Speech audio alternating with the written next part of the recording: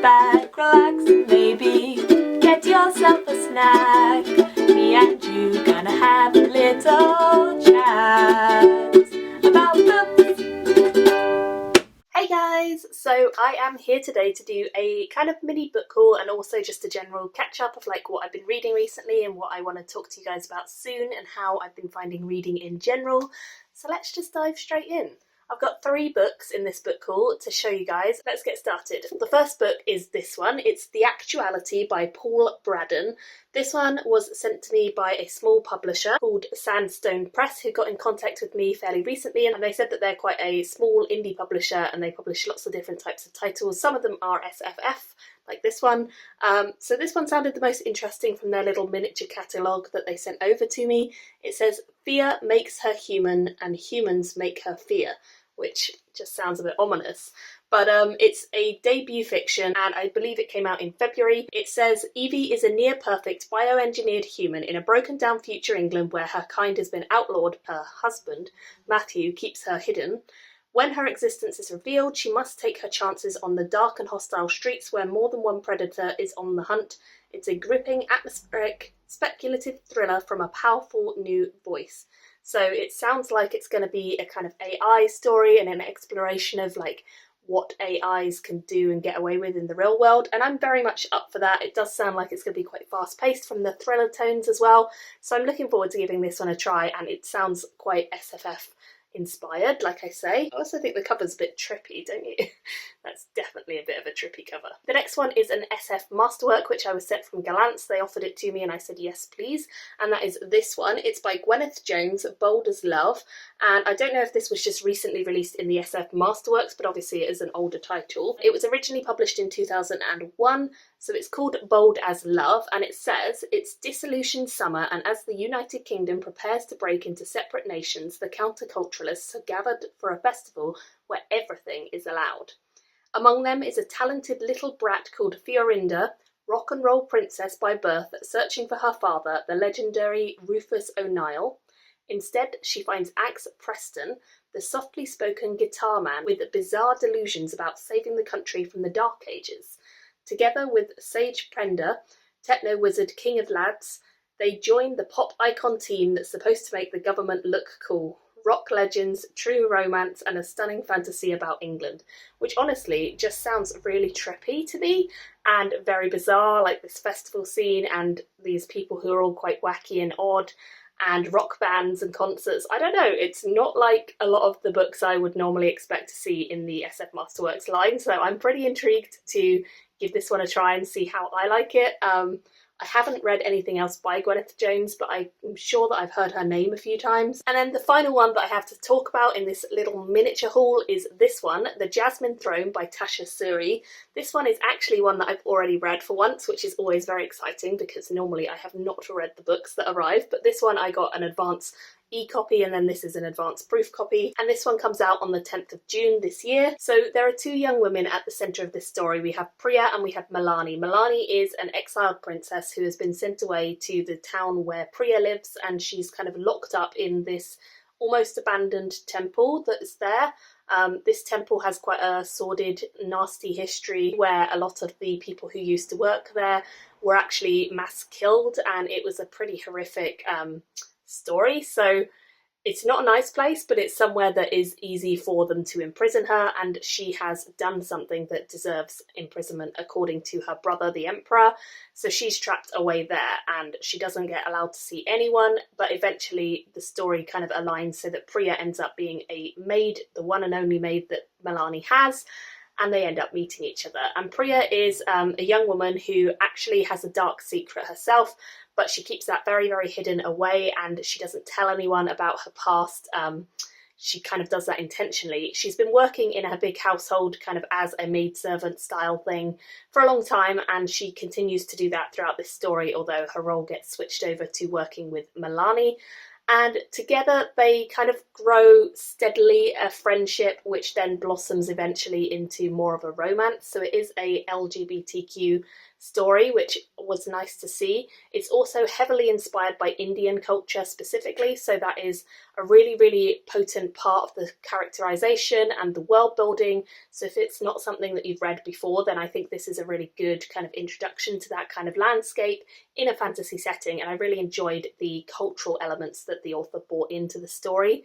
It's quite a chunky read. It did take me a little while to get through, and I think it's one of those books that is a little bit slow to begin, but once I got into the story I enjoyed it a lot, and I believe it's the first in a series, and it's the first kind of epic fantasy series by this author. I've not yet read anything else by Tasha Suri, but I am definitely interested to read some stuff by her now that I've read this one, because I own her first in her other series and I've heard lots of good things about that. I also watched a kind of author interview with her before I read this book, which really made me excited to pick this one up because she just seemed so down to earth and really lovely, and her ideas and her way of talking was really, really interesting as well. So I definitely recommend her as an author.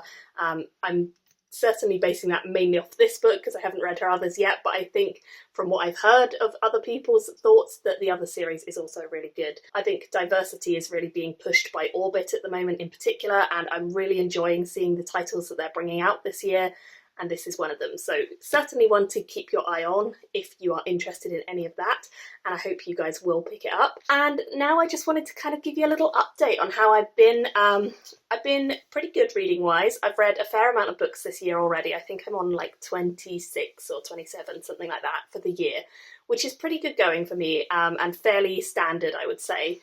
I think lockdown 3 has been the hardest of all the lockdowns for me, just mentally.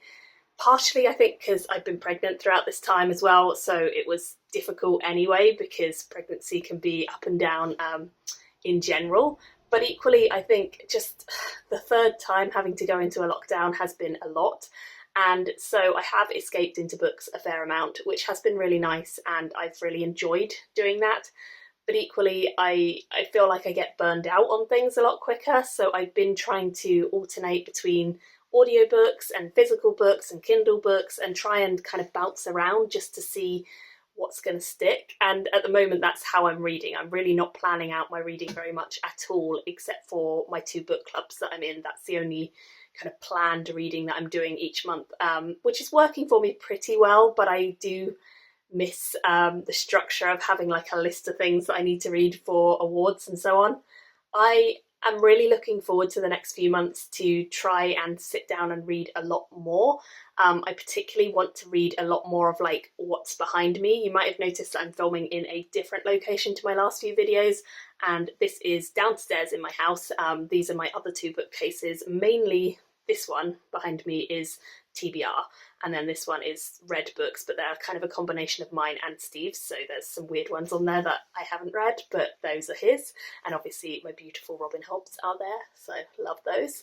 But yeah, I'm trying to kind of work my way a little bit slowly through some of these because I'm terrible at hoarding books, and I'm sure everyone on BookTube has the same problem, but I'm really good at being ruthless and getting rid of them, but I also just have this like desire to keep them because I think one day I'll read them, and I'm trying to be better at getting rid of them as soon as I read them, unless they're a really favourite of mine.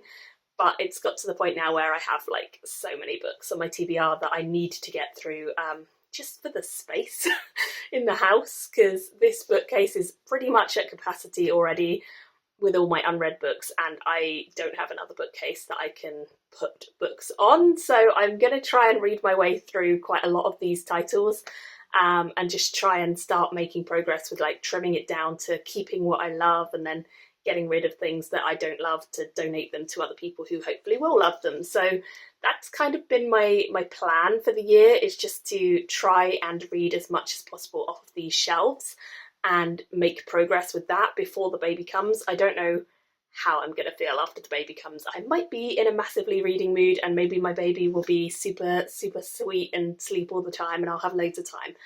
I think that's unlikely, just judging by how active this baby is. At the moment they seem very, very wriggly, so we'll see.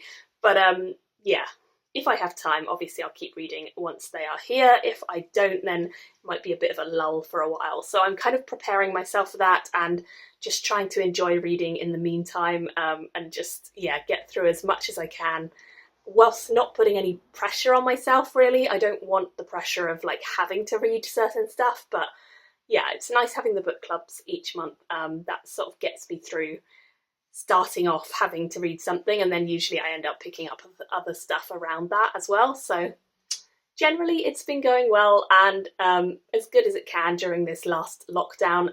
The lockdown actually ends tomorrow in the UK, and I really, really hope it's the last one. Things have been looking better, but touch wood, because you just don't know when things are going to change, but it does seem like the UK is kind of getting a little bit better than we were with vaccinations and with just generally keeping things under control. So I really hope that we're turning a corner and that we won't have to go into another lockdown. But yeah, I'm not holding my breath definitely, but I'm definitely hoping. So yeah, fingers crossed, fingers crossed. And I hope wherever you guys are in the world, it is also kind of getting to a point of turning, and vaccinations have really helped in your country to slow the spread as much as possible. Fingers crossed the world can recover from this in the next year. I don't know, it's different for everywhere, but I really hope we can come back from this and kind of get some normal life back again, because I really miss seeing friends and family, and you don't realise how good you have it until you don't have it anymore. So I am definitely excited for the day that I can just hug people and hang out with friends and family and not worry how far away we are or wearing masks, and that day is going to be so good. So yeah, love you guys. Thank you all so much for being here. Let me know in the comments below what you've been reading. How have you been finding the last lockdown in the UK, or wherever you are? Are you in lockdown? How are you finding it? And I will chat to you all very soon in another video. Thanks guys, bye! Thank you for watching my video today. Go pick up a book, then come back and chat with me again.